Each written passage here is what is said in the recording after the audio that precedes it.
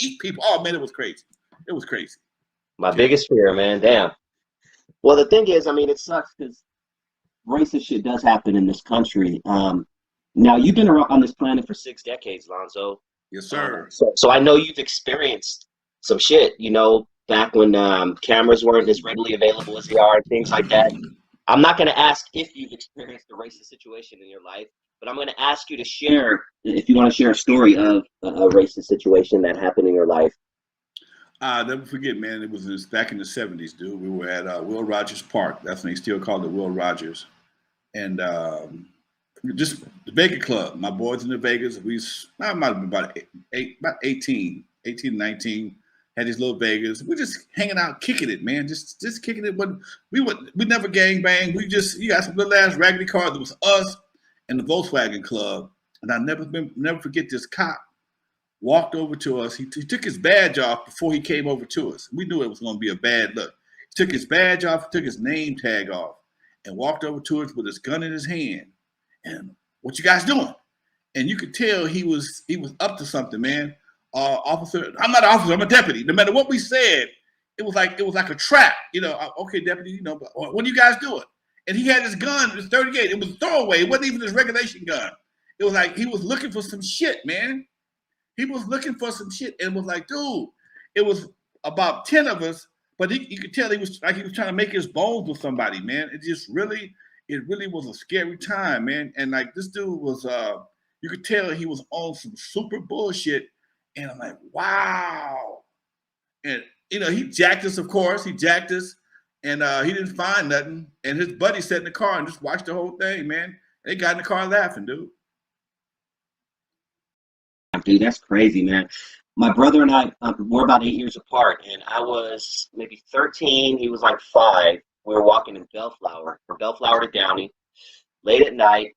And back in the 90s, everybody was baggy, right? We had the extra baggy clothes, extra baggy. It was the gangster kind of look, not a gangster at all. But yeah, the cops hemmed us up, jacked us up. Keep in mind, my brother's 5 years old. I'm 13, never been in a gang in my life, square as fuck. Dude, my mom, damn near for the next week, called it to the sheriffs. All I hear in the next room is her cussing out the sheriffs. She drove to the sheriff's department. She made a whole stink about it, man. It's fucked up that we've experienced those situations. And nothing came of it. You know what I mean? Nothing came. Oh, and I literally got told when I was in Huntington Beach, N.W.A, don't ever come back to this city. I can see that. I was in Huntington Beach yesterday, man. I was driving through Huntington Beach just yesterday, for the first time. I don't go to Huntington Beach, okay? Oh, no, I'm sorry, yeah. Huntington Park. Oh, that's a big difference. That's a big difference. Big difference. I was in Huntington Park. I remember I was thinking about this yesterday, the first time I went to Huntington Park. I'd never been there before. My partner, who was, it was a Mexican dude, and we're going to get some bomber jackets. We in high school. We're going to get some bomber jackets. And we had to catch the bus.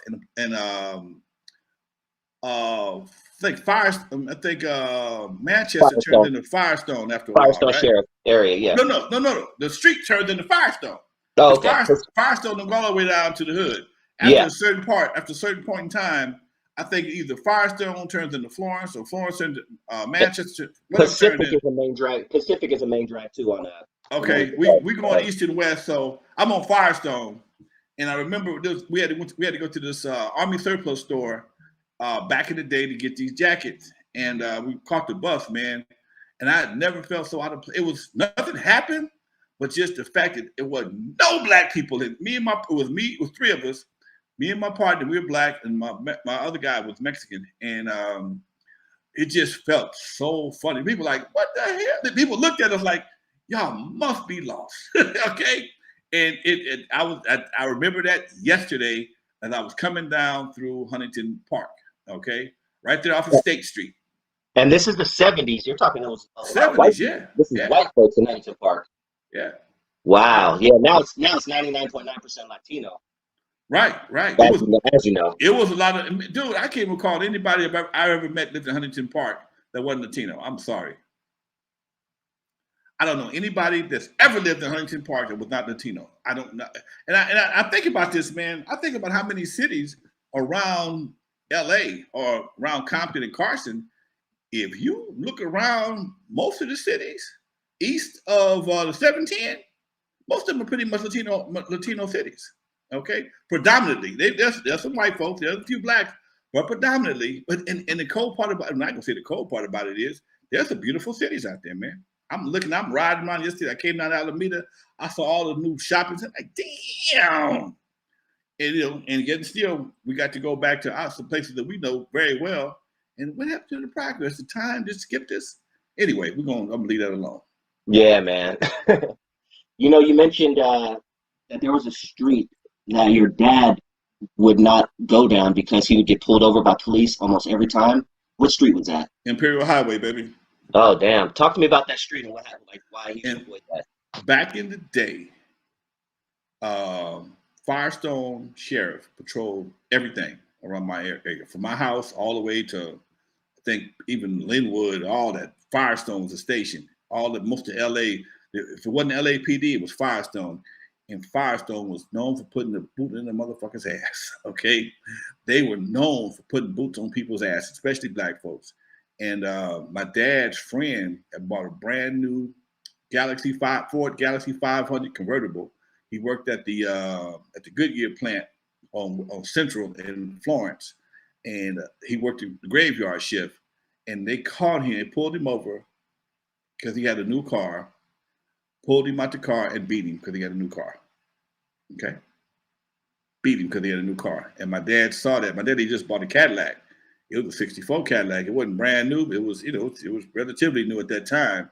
And he just made a point every time he had to go down to Sears or anything, and because there was no 105 back then, there was no 405. Imperial Highway, it was a highway, literally. It was the highway to go across town on. We would take Imperial Highway in Artesia to Disneyland sometime. And anytime we had to go down on Imperial Highway, my man made sure he had the kids in the car. He felt he can get a pass if he wasn't driving crazy and they saw kids in the car. And I can't recall him ever having a situation that didn't work for. But yeah, my old man would not drive down Imperial Highway without kids in the car. Wow, dude. We've briefly mentioned this group before, but can you tell us anything about the Spook Hunters? Oh man, I heard a lot about the Spook Hunters as I was coming up. My cousin, a little older than me, he ran with the Slawsons, and the Spook Hunters were a group of a white gang that I think they were in either L.A. or L.A. or Linwood. I'm not sure. Southgate Downey. Okay, yeah. Downey, Southgate area, yeah. Yeah, and they didn't tolerate no black folks in the neighborhood, and the black brothers got together, started forming their gangs of businessmen and the Slawsons to fight these guys. Because these guys were aggressive. They would come to your hood, whoop your ass. You didn't have to go to them. They whoop your ass. Okay, if they saw you, they would ride down the street just like the Klan would, come looking for problems. Okay, and brothers had to band together and to defend their neighborhoods. And that's how you got the Slawson, the businessmen, and some other gangs I can't think of right now. But the Spook Hunters were some of the main guys. This is their name, the Spook Hunters. That means they going looking for problems. Okay. Because spook was a derogatory term for black people. That was like nigga back then. If you was a spook, that was just like, that was just like another name. Picking all the derogatory names. Spook was one of them right there that they use it here on the West Coast.